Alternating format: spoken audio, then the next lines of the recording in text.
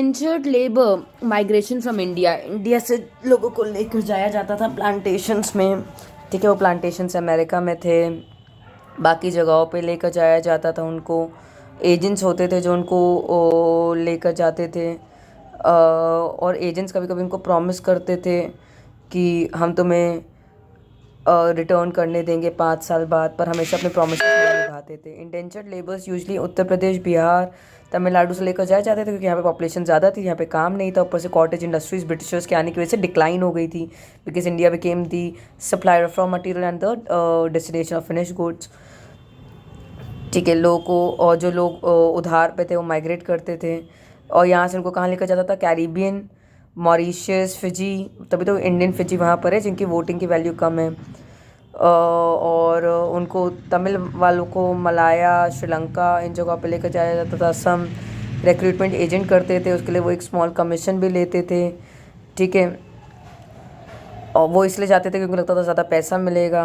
उनको लगता था बाहर की उनको फॉल्स इन्फॉर्मेशन दी जाती, बड़ी सुंदर है, ये है, वो है, वहाँ पे मोड्स ऑफ ट्रैवल हैं, तो लोग लालच में चले जाते थे।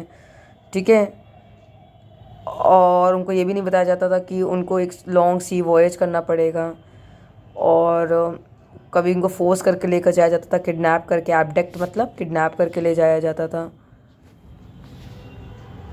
फिर ये न्यू सिस्टम ऑफ स्लेवरी हो गया, वहाँ पे कंडीशंस बहुत हार्श थी, पर वर्कर्स जो थे, बहुत सारे ग्रुप्स के वर्कर्स, देखो कोई तमिल वर्कर, कोई मुस्लिम वर्कर, कोई हिंदू वर्कर, सब वहाँ पर थे एक साथ। तो वर्कर्स ने क्या करना स्टार्ट कर दिया, वो लोग क्या करते थे, भागने की कोशिश करते थे, फॉरेस्ट वगैरह में पकड़े जाते थे तो बहुत पनिशमेंट मिलती थी उनको, तब वो अपने आप को एक्सप्रेस करना चाहते थे। तो एक जगह है ट्रिनिदाद, ट्रिनिडाड, वहाँ पर मुहर्रम के टाइम पे हिंदू मुस्लिम जितने भी थे उन्होंने अपना ही कार्निवल निकाला। फेस्टिव मतलब था मुहर्रम का दिन, बस सारे जितने भी वर्कर्स थे इंडेंचर्ड, उन्होंने अपना ये कार्निवल निकाला। कार्निवल मतलब जलूस निकाला हौस से। ठीक है, इमरान हुसैन का जैसे वो होता है मुहर्रम, तो वो निकाला, उसमें सारे रेसेस के लोगों ने पार्टिसिपेट किया। वो एक प्रोटेस्ट था। सिमिलरली एक प्रोटेस्ट रिलीजन था ऑफ रास्ताफारिनिज्म। इसमें क्या था, जमाइकन, जमाइकन वो होते हैं जिनके अफ्रीकन अमेरिकन्स होते हैं। ठीक है, और स्टार बॉब मार्ले, उसमें भी क्या हो गया, सारे लोगों ने क्या किया, पार्टिसिपेट किया। था वो एक जमाइकन का पर रास्ताफारिनिज्म, बट उसमें क्या हुआ, सारे लोगों ने क्या किया, पार्टिसिपेट किया, क्योंकि वो इन प्रोसेशंस में क्या हुआ, सारे लोग अपना वो कर रहे थे, अपना मतलब वो लोग मिल रहे थे और अपना वो रिवोल्ट कर रहे थे। फिर चटनी म्यूज़िक बहुत पॉपुलर हो गया। चटनी म्यूज़िक जो था वो तुम्हारा भोजपुरी म्यूज़िक जैसा होता था, वो बहुत पॉपुलर हो गया। तो लेबर जो थे वो अपना, वो लोग अपने आप को, चाहे वो किस भी रेस की, उनको लगता था हम लोग सब एक हैं, तो कोई भी प्रोसेशन का मौका मिलता था तो वो निकालते थे। ठीक है, तो फ्यूजन होने लगा ऐसे कल्चर का, और उनको कॉन्ट्रैक्ट एंड होने के बाद भी वो लोगों को घर नहीं आने दिया जाता था। फिर वी एस नायपॉल जो है, उन्होंने क्या किया था, उन्होंने लिखा है इनके बारे में, उनको नोबेल प्राइज़ मिला कि कैसे इंडेंचर्ड लेबर होता था।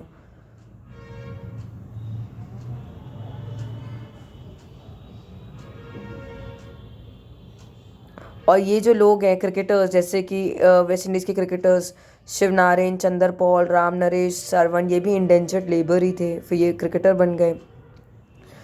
और लोग क्या करने लगे, रिवोल्ट करने लगे, इंडिया में भी रिवोल्ट होने लगा। फिर 1921 में बैन हो गया। कब ये अबॉलिश हुआ, बहुत इंपॉर्टेंट है ईयर 1921 में। ठीक है, और ये कैरिबियन आइलैंड से कुछ लोग वहाँ पे अभी भी हैं वहाँ पर, वो बेचारे जो हैं कूलीज उनको कहा जाता है, वो भी अभी भी माइनॉरिटी ग्रुप में हैं। और नाइपॉल ने अपनी बुक में लिखा हुआ है कि कैसे बेचारे, उनको लगता है कि वो एलियनेशन में रह रहे हैं और कैसे बेचारे अलग थलग हैं। अब कुछ बैंकिंग सिस्टम कैसा था इंडिया में, कुछ जो लोग थे वो क्या करते थे, पैसा देते थे। ऑब्वियसली ट्रेड होता है तो पैसा की ज़रूरत होती थी, किसी के पास पैसा नहीं होता था पर उसको गुड्स चाहिए थे तो उसको लोन चाहिए होता था, तो लोन लोग देते थे। कुछ हमारे इंडियंस जो थे वो यूरोपियन बैंक से भी क्या करते थे, लोन लेते थे और अपना काम चलाते थे।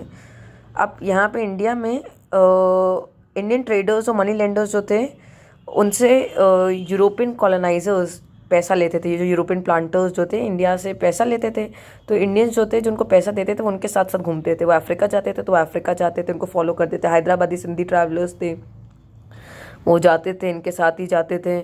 ठीक है। और बिजी पोर्ट्स में दिखाई देते थे कि जिसको भी पैसे की ज़रूरत है उसको देते थे, पैसे के साथ उनका कोई आदमी चला जाता था। ठीक है। अब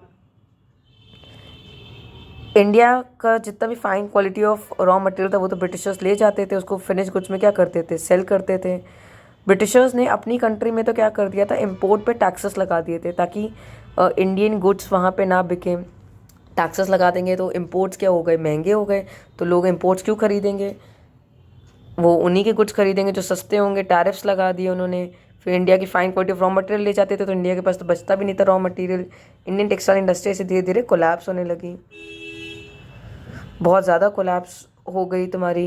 इंडिगो भी इंडिया से ग्रो कराते थे। ओपियम एक ड्रग था, वो ये चाइना से क्या करते थे, चाइना में बेचते थे क्योंकि चाइना से टी खरीदते थे। अब टी खरीदते थे तो वहाँ पे टी के लिए उनको पैसा देना पड़ता था, तो टी की जगह वहाँ पे स्मगल करने लगे ओपियम, और ओपियम से जो पैसा आता था उसी से टी को फिनांस करते थे और ओपियम ग्रो इंडिया में करते थे। ठीक है। कितनी गलत बात है, ओपियम एक ड्रग है, वो इंडिया में करते थे ये लोग। फिर ब्रिटिश मैन्युफैक्चरर्स जो थे वो इंडियन मार्केट में अपनी चीज़ें बेचने लगे, और हमारे गुड्स तो अगर हम वहाँ बेचते थे तो उस पर टैक्सेस थे तो कोई ख़रीदता नहीं था। तो ब्रिटिश के पास ट्रेड सरप्लस था। ट्रेड सरप्लस मतलब उनके एक्सपोर्ट्स ज़्यादा थे और इम्पोर्ट्स क्या थे, कम थे। हम लोगों ने इसमें पढ़ा हुआ है what is balance of trade, balance of payment में ट्रेड सरप्लस या फेवरेबल बैलेंस ऑफ ट्रेड क्या होता है। अब ब्रिटिशर्स इंडिया से तो प्रॉफिट में ही थे, तो यही पैसा यूज़ करते थे अपने खर्चे मीट करने के लिए, और अगर और किसी कंट्री से नुकसान होता था तो इंडिया से उसकी भरपाई कर लेते, क्योंकि इंडिया से तो पैसा आ ही रहा है। अपनी आर्मी भी इसी से चलाते थे, किसी और कंट्री की जो वो होती थी डेफिसिट वो इसी से मीट करते थे, है ना। इंडिया को इन्होंने ऐसे एक्सप्लॉइट किया। और जो ब्रिटिश ऑफिसर्स के जो खर्चे होते थे वो भी इंडिया से मीट होते थे, उनकी पेंशन्स वगैरह सब कुछ। फिर क्या हुआ, फर्स्ट वर्ल्ड वॉर हो गई। फर्स्ट वर्ल्ड वॉर में एक तरफ थे एलीज, एलीज मतलब ब्रिटेन, फ्रांस और रशिया। ठीक है। और दूसरी तरफ थी हमारी सेंट्रल पावर, सेंट्रल पावर्स मतलब टैग, टर्की, ऑस्ट्रिया, जर्मनी। जब वॉर हुई तो इनको ज़्यादा से ज़्यादा गुड्स चाहिए थे। देखो वॉर में तो वेस्टेज बहुत होती है, वेपन्स चाहिए थे, सब कुछ चाहिए था इनका। ठीक है। इनको लोग चाहिए थे, तो ये लोगों को ज़बरदस्ती इंडिया से ले गए। मैंने बताया था ये उस चैप्टर में, नेशनलिज्म इंडिया में। बहुत सारे लोग मरे और एबल बॉडीड मैन मरे। क्या मरे, ये इंपॉर्टेंट है, पहला इम्पैक्ट क्या हुआ। ठीक है। फिर विमेन बाहर आई, क्योंकि मैन तो गए हुए थे लड़ने के लिए, विमेन बाहर आई। फिर क्या हुआ कि अब ब्रिटेन ने बहुत सारा पैसा यूएसए से लिया। तो पहले यूएसए जो था वो एक डेटर था, वो एक क्रेडिटर बन गया, क्योंकि यूएसए तो अभी तक वॉर में था नहीं पहले, तो यूएसए फ़ायदे में था इस वजह से।